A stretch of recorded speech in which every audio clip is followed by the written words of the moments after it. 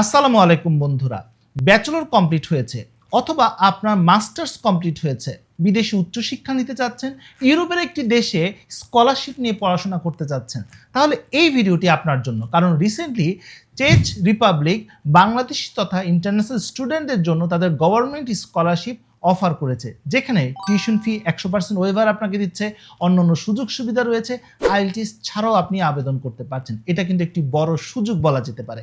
আজকের ভিডিওতে আমি খুঁটিনাটি সব তথ্য আলোচনা করব, শুরু থেকে শেষ পর্যন্ত সবকিছু জানিয়ে দেব, কখন কি করতে হবে, এবং ভিডিওর মাঝখানে আবেদন সংক্রান্ত এমন দুটি তথ্য আপনাদের সাথে শেয়ার করব। এই দুটি বিষয় আপনি যদি মেনটেন না করতে পারেন তাহলে অ্যাপ্লিকেশনটাই আপনার বাতিল হয়ে যাবে। তাই ভিডিওটি শুরু থেকে শেষ পর্যন্ত দেখার অনুরোধ করছি। বিস্তারিত আলোচনা করার আগে একটি কথা না বললেই না, প্রতি বছর নানা স্কলারশিপ অফার হয় সরকারি বেসরকারি বিভিন্ন প্রতিষ্ঠান থেকে।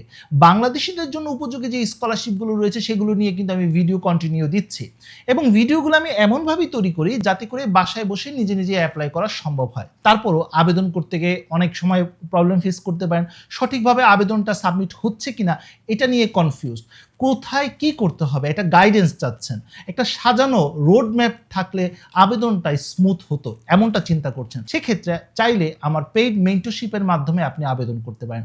আমার সাথে যোগাযোগ করার সকল লিঙ্ক আমি প্রথম কমেন্টে দিয়ে দিব। আমার সাথে আপনি ফেসবুকের মাধ্যমে যোগাযোগ করতে পারেন, চাইলে ইনস্টাগ্রামের মাধ্যমে যোগাযোগ করতে পারেন, ইমেল করতে পারেন, ওয়েবসাইটের মাধ্যমে যোগাযোগ করতে পারেন, অথবা যদি ফেসবুকে বা ইউটিউবে এই ভিডিওটি দেখছেন তাহলে কমেন্টও করতে পারেন, তাহলে সেটার মাধ্যমেও ইনশাল্লাহ আমি আপনার রেসপন্স করব। প্রথমে ছোট্ট করে চেক রিপাবলিক নিয়ে কিছু কথাবার্তা বলি, কারণ অনেকের কাছে হয়তো বা দেশটি পরিচিত না। চেক রিপাবলিক ইউরোপের একটি দেশ, বলতে পারেন খুবই জনপ্রিয় একটি দেশ নানা কারণে, এবং এখানে বিশ্ববিখ্যাত যে ইউনিভার্সিটিগুলো রয়েছে সেগুলোও কিন্তু অবস্থিত, এবং কিছু কিছু সাবজেক্টের ক্ষেত্রে কিন্তু খুব ভালো র্যাঙ্কড রয়েছে এই দেশটিতে।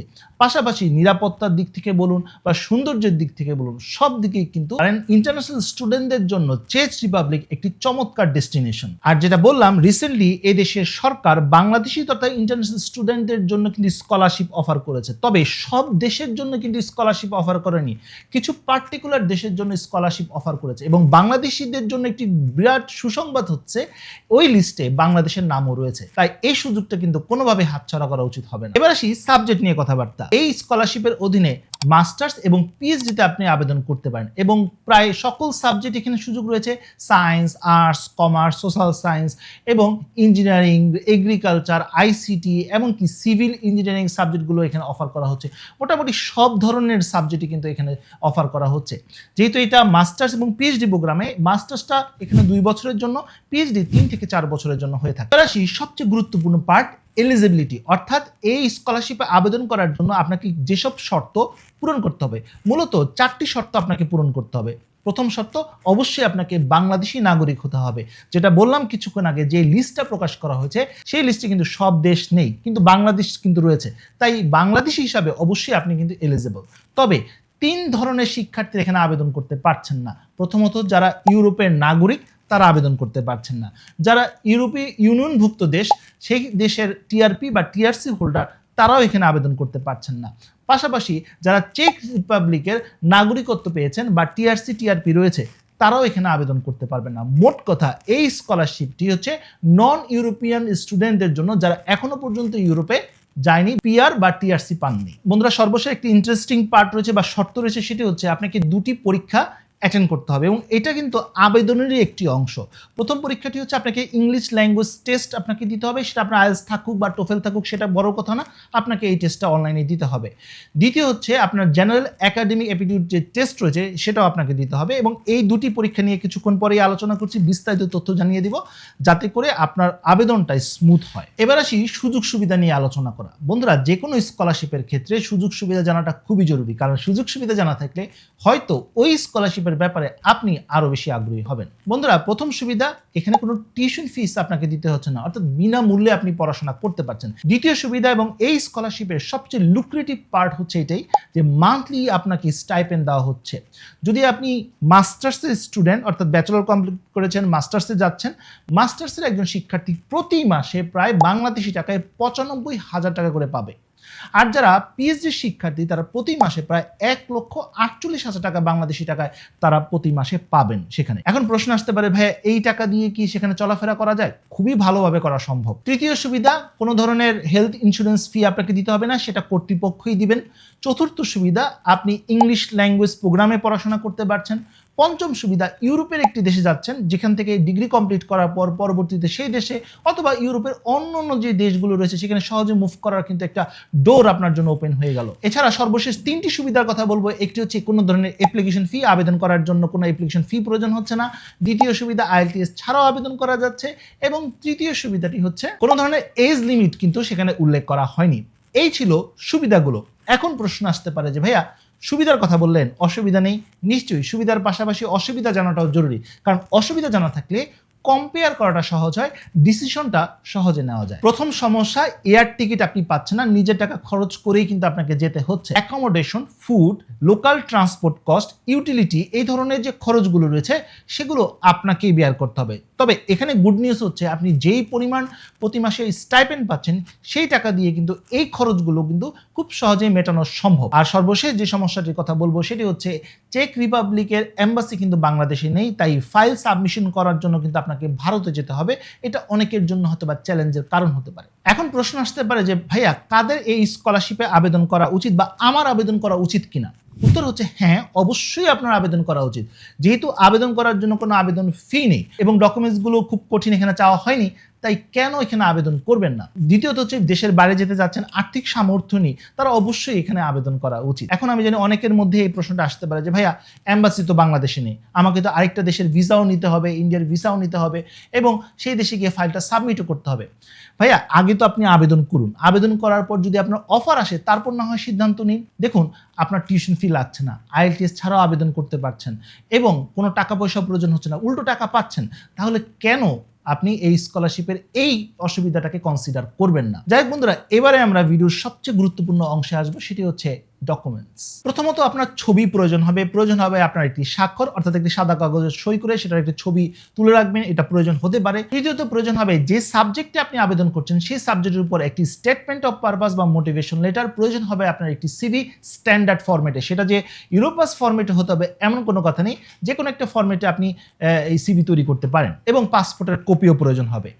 এছাড়া কিছু ডকুমেন্টস রয়েছে যেগুলো তাদের ওয়েবসাইটে রয়েছে, সেখান থেকে ডাউনলোড করে সেগুলো পূরণ করে আপনাকে জমা দিতে হবে। Acceptance of terms and condition, অর্থাৎ তাদের টার্মস অ্যান্ড কন্ডিশন অ্যাকসেপ্ট করেছেন এমন একটি ফর্ম রয়েছে, সেটা পূরণ করে আপনাকে জমা দিতে হবে, যেটাকে বলা হচ্ছে Annex 1। Acceptance of health service, এটা হচ্ছে Annex 2। Affirmation to return form আপনাকে দেওয়া হবে এবং সেটাও আপনাকে সই করতে হবে, যেটাকে বলা হচ্ছে Annex 3। এবং চতুর্থ হচ্ছে মেডিকেল কনফার্মেশন, এটা হচ্ছে Annex 4। এই চারটা অ্যানেক্স বা চারটা সংযুক্তি আপনাকে দিতে হবে, যেটা ওয়েবসাইটে রয়েছে, সেখান থেকে আপনি ডাউনলোড করতে পারবেন। তবে যারা পিএইচডি শিক্ষার্থী তাদের অতিরিক্ত কিছু ডকুমেন্টসের প্রয়োজন হবে, যেমন রিসার্চ প্রপোজাল হবে 3 থেকে 4 পাতা বা একটু বেশি, এতে কোনো সমস্যা নেই। রেফারেন্স লেটার লাগবে 2টি। এছাড়া আপনার যদি কোনো পাবলিকেশন থেকে থাকে বা কোনো ধরনের আর্টিকেল থেকে থাকে, সেগুলো আপনি চাইলে এটার সাথে যুক্ত করতে পারেন।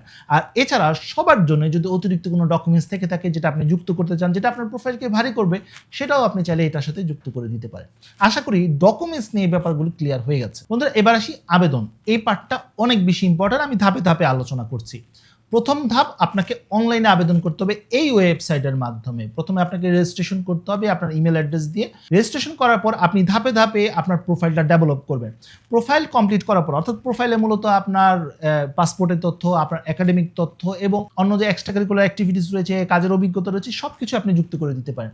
এবং সব কিছু কমপ্লিট করার পর যখন ফাইনাল স্টেজে চলে আসবেন, অর্থাৎ এটা অ্যাপ্লিকেশনের মধ্যেই আপনাকে 2টি টেস্ট দিতে হবে। প্রথমটি হচ্ছে ইংলিশ ল্যাঙ্গুয়েজ টেস্ট, অর্থাৎ আপনার ইংরেজির দক্ষতাকে তারা যাচাই করবে। সেখানে শূন্যস্থান, MCQ এই ধরনের প্রশ্ন আসবে এবং সেটা আপনাকে ড্রপ ডাউন মেনু থেকে দিতে হবে বা MCQ অপশন থাকবে, সেই অপশনটা আপনাকে দিতে হবে। এটা ছিল একটি টেস্ট। আরেকটি টেস্ট হচ্ছে জেনারেল একাডেমিক অ্যাপটিটিউড টেস্ট। এই টেস্টগুলোর জন্য আপনি 90 মিনিটস অর্থাৎ 90 মিনিট সময় আপনাকে দেওয়া হবে।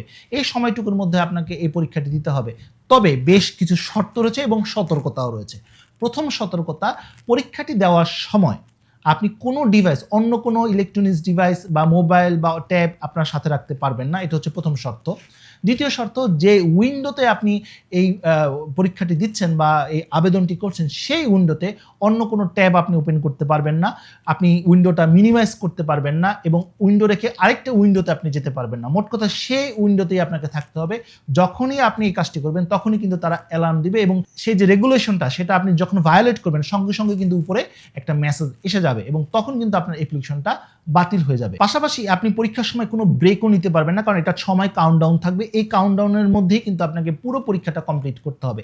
এবং সর্বশেষ এবং গুরুত্বপূর্ণ শর্ত হচ্ছে, যখন আপনি এই পরীক্ষাটা দিচ্ছেন ভুল উত্তরের জন্য কিন্তু নেগেটিভ মার্কিংও রয়েছে। অর্থাৎ আপনি যদি উত্তরটি না পারেন তাহলে সেটা অ্যান্সার করবেন না, যেগুলো পারেন সেগুলোই অ্যান্সার করবেন, নিশ্চিত হলেই সেটা অ্যান্সার করুন। যদি কোনো কারণে সেই প্রশ্নটি ভুল হয়ে যায় তাহলে কিন্তু আপনি নেগেটিভ মার্কিংও পাবেন। আশা করি পুরো বিষয়টা ক্লিয়ার হয়েছে। এই পরীক্ষাটি কমপ্লিট করার পরই আপনি আবেদনটি সাবমিট করতে পারবেন, এছাড়া কিন্তু আবেদনটি সাবমিট করা সম্ভব না। আর আবেদন করার সময় যে ডকুমেন্টসগুলো রয়েছে সেগুলি স্ক্যান করে আপনাকে আপলোড করতে হবে এবং যখন আপলোডের সময় আসবে তখন কিন্তু যে ফর্মগুলোর কথা বললাম, অর্থাৎ Annex 1, Annex 2, Annex 3, Annex 4, এগুলো আপনি ওয়েবসাইটে পেয়ে যাবেন, সেখান থেকে ডাউনলোড করে নিতে পারবেন। বন্ধুরা, এবার আসি ডেডলাইন এবং সতর্কতা নিয়ে আলোচনা। বন্ধুরা, প্রথম সতর্কতা, আবেদন কার্যক্রম কিন্তু শুরু হয়ে গেছে, চলবে আগামী 30 তারিখ অর্থাৎ 30 সেপ্টেম্বর পর্যন্ত। 30 সেপ্টেম্বর থেকে খুশি হওয়ার কোনো কারণ নেই, কিন্তু বেশ কিছু কাজ কিন্তু আপনার করতে হবে। দ্বিতীয় সতর্কতা হচ্ছে, আপনার যত সার্টিফিকেট মার্কশিট রয়েছে সেগুলো কিন্তু লিগ্যালাইজড করতে হবে। লিগ্যালাইজ যদি অর্থাৎ অ্যাপোস্টাইল যদি করা থাকে তাহলে তো আপনার সময় বেঁচে গেল। যদি অ্যাপোস্টাইল করা না থাকে তাহলে কিন্তু অ্যাপোস্টাইল আজকেই করার জন্য দিয়ে দিন, তার 7 থেকে 8 দিন সময় লাগে। মাই.গভ.বিডি ওয়েবসাইটের মাধ্যমে করতে হয়, সেটা কিন্তু করিয়ে দিন। পাশাপাশি এই সময়টুকুর মধ্যে অন্যান্য ডকুমেন্টসও আপনি গুছিয়ে নিন। তৃতীয় সতর্কতা, আপনার জন্ম নিবন্ধনও প্রয়োজন হবে এবং সেটার কিন্তু লিগ্যালাইজড কপিও প্রয়োজন হবে। তাই মাই.গভ.বিডির মাধ্যমে আপনার যে জন্ম নিবন্ধন রয়েছে সেটাকেও লিগ্যালাইজড করার জন্য দিয়ে দিন এবং সেখানেও কিন্তু প্রায় 1 সপ্তাহের মতো সময় লাগে। এবং সর্বোপরি যে সতর্কতা সেটা হচ্ছে সোপ এবং পরীক্ষার ক্ষেত্রে খুব সতর্ক থাকুন, কারণ পরীক্ষাটা কিন্তু খুবই সেন্সিটিভ। এখানে কিন্তু কোনোভাবেই আপনার কোনো অসাধু উপায় অবলম্বন করার কোনো সুযোগ নেই, তাই বুঝে শুনে এই পরীক্ষাটি দেওয়া উচিত। তো বন্ধুরা, এই ছিল আজকের মতো ভিডিও। আজকে আমরা জানতে পারলাম চেস রিপাবলিকের গভর্নমেন্ট স্কলারশিপ নিয়ে বিস্তারিত তথ্য। আশা করি তথ্যগুলো আপনাদের কাজে আসবে এবং কাজে লাগিয়ে নিজেই আবেদন করতে পারবেন। তবে আবেদন করতে গিয়ে যদি কোথাও সমস্যা ফেস করেন, এক্সপার্টের গাইডেন্স আপনি চাচ্ছেন, তাহলে আমার সাথে যোগাযোগ করতে পারেন। আমার সাথে যোগাযোগ করার সকল লিঙ্ক প্রথম কমেন্টে দেওয়া থাকবে। তো বন্ধুরা, আজ এই পর্যন্ত, সবাই ভালো থাকুন, সুস্থ থাকুন। দেখা হবে আগামী কোনো ভিডিওতে। সে পর্যন্ত আল্লাহ হাফেজ।